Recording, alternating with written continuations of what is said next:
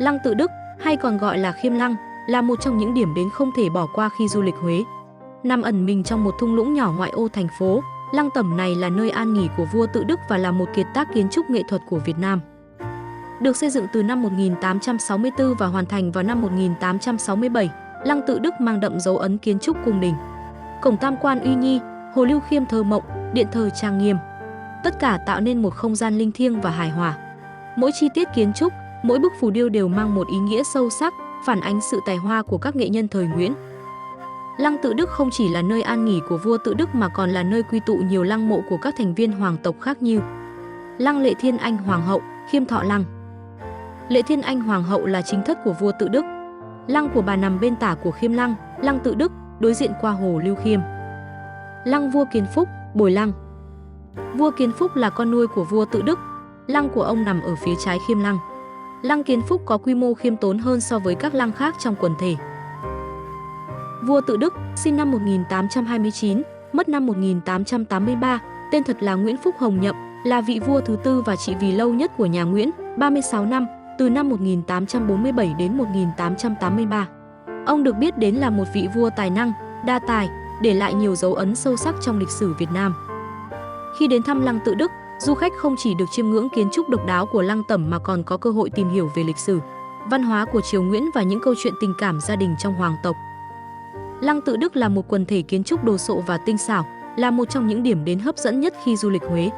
Với kiến trúc độc đáo, hài hòa với thiên nhiên, Lăng Tự Đức được UNESCO công nhận là di sản văn hóa thế giới. Lăng Tự Đức được chia thành hai khu vực chính, khu Tẩm Điện và khu Lăng Mộ, với gần 50 công trình lớn nhỏ.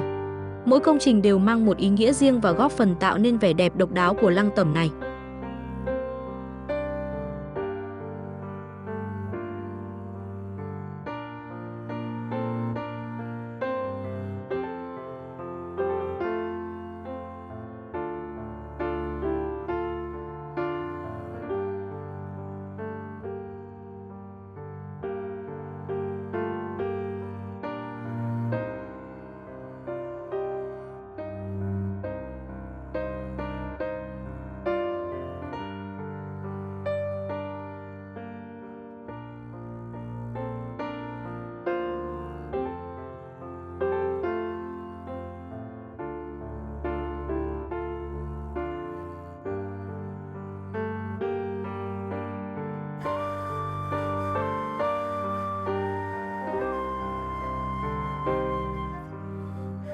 Chí Khiêm Đường là một phần quan trọng của quần thể Lăng Tự Đức, còn được gọi là Khiêm Lăng, nằm ở Huế. Đây là miếu thờ các phi tần của vua Tự Đức và các vua tiền nhiệm. Qua khỏi cửa Vũ Khiêm và miếu thờ Sơn Thần là khu điện thờ. Men theo lối đi lát gạch bát tràng uốn lượn mềm mại là Chí Khiêm Đường.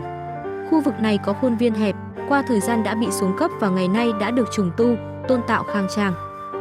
Kiến trúc của Chí Khiêm Đường mang đậm phong cách truyền thống Việt Nam với các chi tiết chạm khắc tinh xảo và bố cục hài hòa. Nơi đây không chỉ là một công trình kiến trúc mà còn là một phần của lịch sử và văn hóa Việt Nam, ghi dấu ấn của một thời kỳ hoàng kim của triều Nguyễn.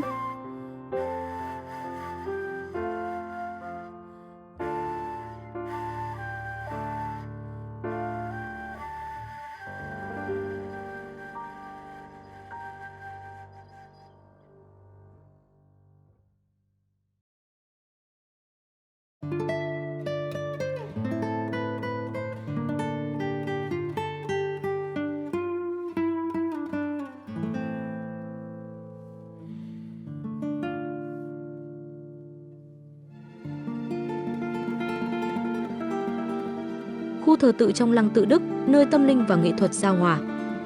Lăng Tự Đức, hay còn gọi là Khiêm Lăng, là một trong những công trình kiến trúc đồ sộ và tráng lệ nhất của các vị vua nhà Nguyễn. Nằm sâu trong lòng rừng thông xanh mát, Lăng Tẩm này không chỉ là nơi an nghỉ của vị vua tài hoa mà còn là một bảo tàng nghệ thuật kiến trúc độc đáo. Đặc biệt, khu thờ tự trong Lăng Tự Đức là nơi tập trung những giá trị tinh thần và văn hóa sâu sắc. Kiến trúc độc đáo và ý nghĩa tâm linh. Khu thờ tự trong Lăng Tự Đức là một quần thể kiến trúc hài hòa, với những công trình được xây dựng theo phong cách kiến trúc Á Đông truyền thống. Mỗi công trình đều mang một ý nghĩa riêng, thể hiện sự tôn kính đối với vua và các thành viên hoàng tộc. Điện Hòa Khiêm, đây là công trình chính của khu thờ tự, nơi thờ bài vị của vua Tự Đức và hoàng hậu. Kiến trúc của Điện Hòa Khiêm vô cùng uy nghiêm và tráng lệ, với hệ thống cột, kèo, vì kèo được chạm khắc tinh xảo. Điện Lương Khiêm nằm phía sau Điện Hòa Khiêm. Đây là nơi trước đây vua nghỉ ngơi và sau này được dùng để thờ vong linh của Thái hậu Từ Dũ. Chí Khiêm Đường, nơi thờ các bà vợ của vua Tự Đức. Pháp Khiêm Vu, lễ Khiêm Vu dành cho các quan văn võ theo hầu vua. Các công trình khác, xung quanh Điện Hòa Khiêm còn có nhiều công trình phụ trợ khác như nhà hát Minh Khiêm Đường, Hồ Lưu Khiêm, đảo Tịnh Khiêm. Mỗi công trình đều mang một vẻ đẹp riêng và có ý nghĩa tâm linh sâu sắc. Ý nghĩa tâm linh. Khu thờ tự trong lăng Tự Đức không chỉ là nơi thờ cúng tổ tiên mà còn là nơi thể hiện tín ngưỡng và quan niệm về cuộc sống của người Việt xưa. Các nghi lễ tế tự được tổ chức thường xuyên tại đây nhằm thể hiện lòng thành kính và cầu mong sự bình an, thịnh vượng. Giá trị lịch sử và văn hóa. Khu thờ tự trong lăng Tự Đức là một minh chứng sinh động cho sự phát triển của nghệ thuật kiến trúc và điêu khắc Việt Nam thời Nguyễn. Các hoa văn, họa tiết trang trí trên các công trình kiến trúc đều mang đậm dấu ấn của nghệ thuật dân gian Việt Nam. Khu thờ tự trong lăng Tự Đức là một trong những điểm đến hấp dẫn đối với du khách khi đến Huế. Nơi đây không chỉ là một di tích lịch sử văn hóa quý giá mà còn là một không gian tâm linh thanh tịnh, giúp du khách tìm hiểu về văn hóa truyền thống của người Việt.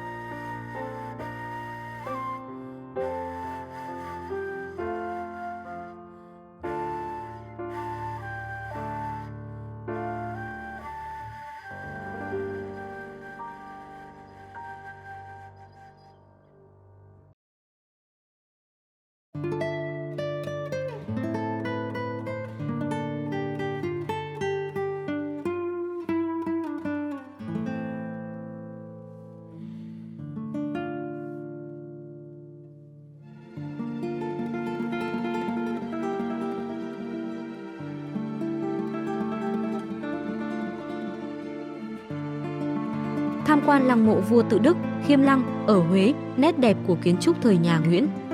Vị hoàng đế thứ tư của triều Nguyễn, vua Tự Đức đã sớm chọn cho mình nơi yên nghỉ cuối cùng tọa lạc ở một vị trí đặc biệt, bao quanh là các rừng thông rộng lớn, các đảo và hồ nhỏ.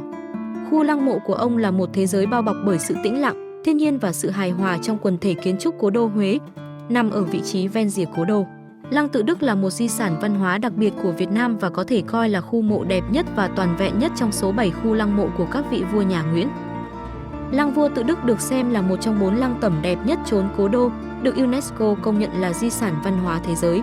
Đồng thời vinh dự là một trong những di tích lịch sử đầu tiên tại Việt Nam góp mặt trong bảo tàng số hóa 3D thuộc khuôn khổ dự án Google Arts và Culture. Ông vua thi sĩ Tự Đức 1848 đến 1883 đã chọn cho mình một nơi yên nghỉ xứng đáng với ngôi vị của mình, phù hợp với sở thích và nguyện vọng của con người có học vấn uyên thâm và lãng tử bậc nhất trong hàng vua chúa nhà Nguyễn. Lăng tọa lạc trong một thung lũng hẹp thuộc làng Dương Xuân Thượng, tổng cư Chánh, nay là phường Thủy Xuân, thành phố Huế. Với 36 năm trị vì, Tự Đức là ông vua tại vị lâu nhất trong số 13 vua nhà Nguyễn. Ông tên là Nguyễn Phúc Hồng Nhậm, con trai thứ hai của vua Thiệu Trị. Theo luật thế tập của chế độ phong kiến, lẽ ra anh trai ông là Hồng Bảo mới là người nối ngôi. Nhưng do tài năng thấp kém, tính khí ngông nghênh nên Hồng Bảo bị vua cha phế truất khỏi ngôi Tiềm để Hồng Nhậm được đưa lên ngai vàng trở thành vua Tự Đức, một vị vua, một nhà thơ hiền lành, thương dân, yêu nước nhưng thể chất yếu đuối, tính cách có phần bạc nhược và bi quan. Làm vua trong bối cảnh xã hội khó khăn, bên ngoài giặc ngoại xâm tấn công, bên trong huynh đệ lục đục giành nhau ngôi báu, bản thân nhà vua lại đau ốm, bệnh hoạn nên không có con. Tự Đức quả là một số phận của những bi kịch éo le. Để trốn tránh cuộc đời khắc nghiệt đó, Tự Đức cho xây dựng khu lăng tẩm này như một hành cung thứ hai để tiêu sầu và phòng lúc ra đi bất chợt. Bởi như vua từng nói, người khỏe còn lo chuyện bất thường huống chi kẻ yếu. Khi mới khởi công xây dựng, vua Tự Đức lấy tên Vạn Niên Cơ đặt cho công trình. Nhưng sau khởi nghĩa chày vôi do anh em Đoàn Hữu Trưng khởi xướng, vua cho đổi tên thành Khiêm Cung, sau khi vua mất gọi là Khiêm Lăng. Lịch sử hình thành. Lúc mới xây dựng, lăng có tên là Vạn Niên Cơ, sau cuộc loạn chày vôi, vua Tự Đức bèn đổi tên thành Khiêm Cung. Sau khi nhà vua băng hà, lăng được đổi tên thành Khiêm Lăng. Năm 1864, lăng được khởi công xây dựng với 5 vạn binh lính tham gia. Năm 1866, đổi tên Vạn Niên Cơ thành Khiêm Cung. Năm 1873, Khiêm Cung được hoàn thành. Nơi đặt thi hài vua Tự Đức là công trình quan trọng nhất nơi lăng Tự Đức, thế nên khu lăng mộ của vua được xây dựng ngay phía sau tẩm điện. Di chuyển tới Bái Đình, bạn sẽ thấy hai hàng quan văn quan võ đứng chầu uy nghiêm và phía sau là bi đình. Đây là nơi đặt tấm bia đá nặng 20 tấn khắc bài Khiêm Cung ký do chính vua Tự Đức biên soạn. Toàn bộ bài văn dài 4.935 chữ là bản tự thuật của ông về cuộc đời và công lẫn tội trước lịch sử. Ông tự nhận tội mình, không sáng suốt trong việc biết người, ấy là của ta, dùng người không đúng chỗ, cũng là tội của ta, hàng trăm việc không làm được, đều là tội của ta cả. Trong bài văn, ông cũng nhắc đến những rủi ro, bệnh tật và nỗi niềm của mình khi còn tại thế. Phía sau bi đình là Bửu Thành được xây hoàn toàn bằng gạch nằm trên Tiểu Khiêm Trì. Chính giữa là nơi an nghỉ của vị vua tài hoa và có tâm hồn thi sĩ cùng học vấn uyên thâm bậc nhất triều Nguyễn. Trải qua bao thăng trầm của lịch sử, lăng Tự Đức vẫn ở đấy như một minh chứng rõ nét nhất về một thời lẫy lừng của vị vua uyên bác, thâm sâu ngày trước. Tương tự những công trình cổ kính khác tại Huế, lăng Tự Đức hệt bức tranh cổ kính phảng phất dư vị hoài cổ nhưng vẫn quyến rũ và hấp dẫn đến lạ. Nếu có dịp về cố đô vào một ngày nắng đẹp, nhất định phải ghé thăm lăng Tự Đức bạn nhé.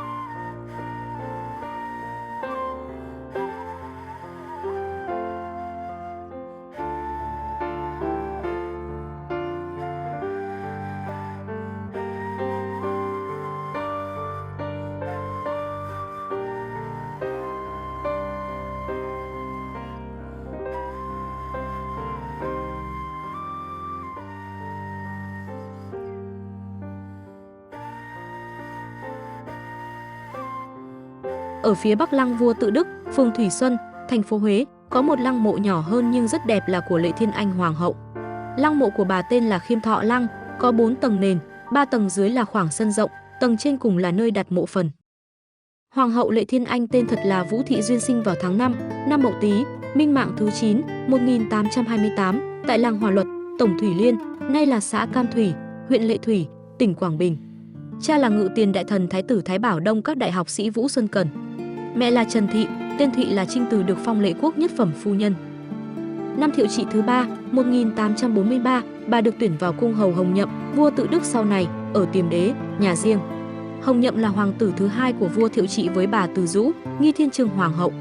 Bà Từ Dũ là người thông hiểu kinh sử, được con dâu Vũ Thị Duyên nết na, hiền thục, ham học hỏi nên đem lòng yêu quý. Năm 1847, Hồng Nhậm lên ngôi lấy niên hiệu Tự Đức, phong bà làm cung tần.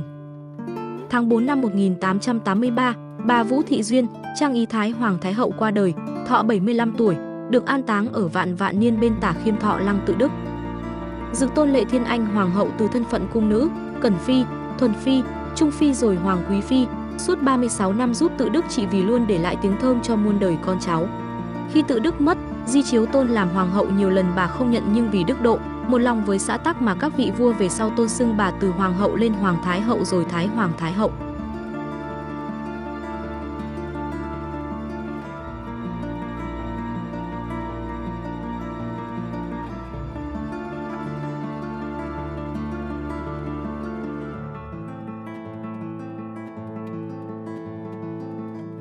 Lăng Vua Kiến Phúc, nơi an nghỉ của vị vua yểu mệnh nhất nhà Nguyễn. Lăng Vua Kiến Phúc, Bồi Lăng, nằm trong khuôn viên của lăng Vua Tự Đức. Khu vực Bồi Lăng bao gồm lăng mộ vua Kiến Phúc, điện Chấp Khiêm và các công trình kiến trúc phối thuộc. Vua Kiến Phúc là vị hoàng đế thứ 7 của triều Nguyễn, con thứ 3 của Kiến Thái Vương Nguyễn Phúc Hồng Cai và bà Bùi Thị Thanh. Húy của vua là Nguyễn Phước Ưng Đăng, hiệu Dưỡng Thiện. Vua Kiến Phúc sinh ngày 12 tháng 2 năm 1869, lên ngôi ngày 2 tháng 12 năm 1883. Tuy nhiên tại vị được 8 tháng thì băng hà vào ngày 31 tháng 7 năm 1884, được truy tôn miếu hiệu là Giản Tông Nghị Hoàng đế. Kiến Phúc là vị vua yểu mệnh nhất của triều đại nhà Nguyễn, lúc băng hà chỉ mới 15 tuổi. Vì không có con nên vua Tự Đức đã nhận 3 người cháu làm con nuôi: Nguyễn Phúc Ưng Ái, Nguyễn Phúc Ưng Kỷ và Nguyễn Phúc Ưng Đăng. Ưng Đăng được vua Tự Đức truyền đem vào cung giao cho bà học phi Nguyễn Thị Hương nuôi dạy từ lúc mới 2 tuổi. Sau khi vua Dục Đức và Hiệp Hòa đều mất, hoàng tử Ưng Đăng được 2 quan phụ chính đại thần là Nguyễn Văn Tường và Tôn Thất Thuyết đưa lên ngôi, lấy niên hiệu là Kiến Phúc, và mọi việc trong triều đều do 2 quan phụ chính quyết định. Lúc bấy giờ ở Bắc Kỳ, lực lượng của Hoàng Kế Viêm, Trương Quang Đản đang còn phối hợp với quân nhà Thanh chống quân Pháp. Viên khâm sứ Pháp ở Huế lấy điều đó ra trách cứ, khiến triều đình có dụ truyền cho 2 viên tướng ấy phải về kinh. Nhân nhượng như vậy, nhưng ít lâu sau quân Pháp vẫn tiến đánh và chiếm đoạt các tỉnh là Sơn Tây, Bắc Ninh, Hương Hóa và Tuyên Quang. Đến ngày 6 tháng 6 năm 1884, đại diện Pháp Jules Paternoster ký tờ hòa ước mới với triều đình nhà Nguyễn. Đó là Hòa ước Giáp Thân năm 1884, công nhận sự bảo hộ của Pháp và chia nước Việt Nam ra làm 3 kỳ, đó là Nam Kỳ, Trung Kỳ và Bắc Kỳ, với 3 chế độ cai trị khác nhau. Trong khi đất nước gặp nhiều rối ren như vậy thì vua Kiến Phúc băng hà. Vị trí lăng Vua Kiến Phúc. Tất cả công trình của lăng Vua Kiến Phúc cùng nằm trên một quả đồi, nguyên là nơi hóng mát và ngắm cảnh của vua Tự Đức. Đến năm 1884, khi vua Kiến Phúc băng hà, triều đình mới cho làm lăng này nằm bên trái Chấp Khiêm Điện và đưa thi hài của nhà vua đến đây an táng. Chấp Khiêm Điện vốn là nhà đọc sách của vua Tự Đức, được làm theo kiểu nhà kép trùng lương trùng thiềm nhưng kiểu thức rất đơn giản. Sau khi vua Tự Đức băng hà, nơi đây trở thành điện thờ bài vị vua Kiến Phúc. Phía sau Chấp Khiêm Điện là vị trí của Di Khiêm Lâu, có lối kiến trúc rất giống Minh Lâu ở lăng Minh Mạng, là nơi nhà vua đến ngắm cảnh, hóng mát. Rất tiếc công trình hiện nay chỉ còn nền móng. Lăng Vua Tự Đức không chỉ là nơi chứng kiến những trăn trở của vị vua trị vì đất nước lâu nhất trong lịch sử triều đại, từ năm 1848 đến 1883, mà còn phải chứng kiến sự kiện bi thương nhất của triều Nguyễn. Khi thi hài của vua Tự Đức an táng chưa đầy 1 năm, ngày 30 tháng 12 năm 1883, tức ngày 2 tháng 12 năm Quý Mùi, triều đình lại tiếp tục chọn đất làm huyệt mộ để an táng tiếp vị vua thứ 2 trong khu vực này. Đó là vua Kiến Phúc, ngày 1 tháng 10 năm 1884, tức ngày 13 tháng 8 năm Giáp Thân, và cho tu sửa điện Chấp Khiêm làm nơi thờ tự. Cũng trong thời gian ấy, xã hội Việt Nam, triều đình Huế trải qua một giai đoạn khủng hoảng trầm trọng khi chỉ trong vòng 4 tháng từ tháng 6 Đến tháng 10 năm Quý Mùi 1883, lần lượt có đến 3 vị vua ngồi lên ngai vàng để rồi rơi vào kết cục bi thảm. Cũng từ đây mà trong dân gian tuyên truyền câu đối: nhất giang lưỡng quốc ngôn nan thuyết, tứ nguyệt tam vương triệu bất tường. Dịch nghĩa: một dòng sông tồn tại hai nước, lời khó nói. Chỉ 4 tháng có đến 3 vua, điểm chẳng lành. Lăng vua Kiến Phúc nằm nhỏ gọn trong một khu vực phía sau, bên trái của lăng mộ vua Tự Đức. Vì công trình lăng này không có gì đặc biệt nên cũng không mấy du khách biết đến. Chỉ một vài du khách muốn tìm hiểu lịch sử Huế, lịch sử các vị vua Nguyễn mới ghé đến nơi đây. Nếu có dịp đến tham quan lăng Tự Đức, hãy bớt chút thời gian để viếng tham quan khu lăng này. Thắp một nén nhang tưởng nhớ vị vua xấu số của triều Nguyễn.